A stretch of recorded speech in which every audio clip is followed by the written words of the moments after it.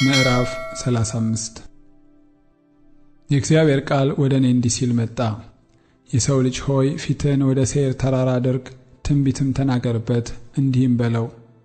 ጌታ እግዚአብሔር እንዲህ ይላል፣ የሴይር ተራራ ሆይ እነሆ ባንተ ላይ ነኝ፣ እጄንም እዘረጋብሃለሁ፣ ባድማና ውድማ አደርግሃለሁ። ከተሞችንም አፈራርሳቸዋለሁ፣ አንተም ባድማ ትሆናለህ። እኔ እግዚአብሔር እንደሆንኩ ታውቃለህ።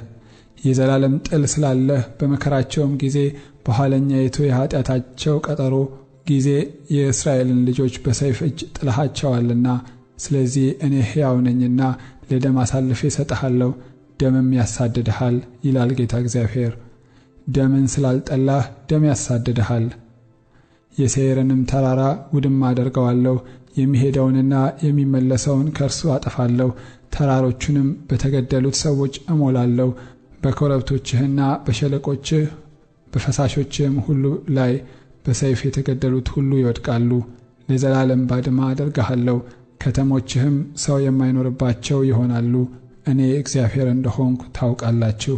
እግዚአብሔርም በዚያ ሳለ አንተ እነዚህ ሁለቱ ሕዝቦች እነዚህም ሁለቱ አገሮች ለእኔ ይሆናሉ፣ እኛም እንወርሳቸዋለን ብልሃልና፣ ስለዚህ እኔ ሕያው ነኝና እንደ ቁጣህ መጠን እነርሱንም ጠልተህ እንዳደረግከው እንደ ቅንዓትህ መጠን እኔ እሠራለሁ ይላል ጌታ እግዚአብሔር።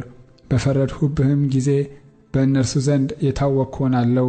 አንተም ፈርሰዋል፣ መብልም ሆነው ለእኛ ተሰጥተዋል ብለህ በእስራኤል ተራሮች ላይ የተናገርከውን ስድብ ሁሉ እኔ እግዚአብሔር እንደ ሰማሁት ታውቃለህ። በአፋችሁም ተመካችሁብኝ፣ ቃላችሁንም አበዛችሁብኝ፣ እኔ ሰምቼዋለሁ። ጌታ እግዚአብሔርም እንዲህ ይላል፣ ምድር ሁሉ ደስ ሲላት አንተን ባድማ አደርጋለሁ።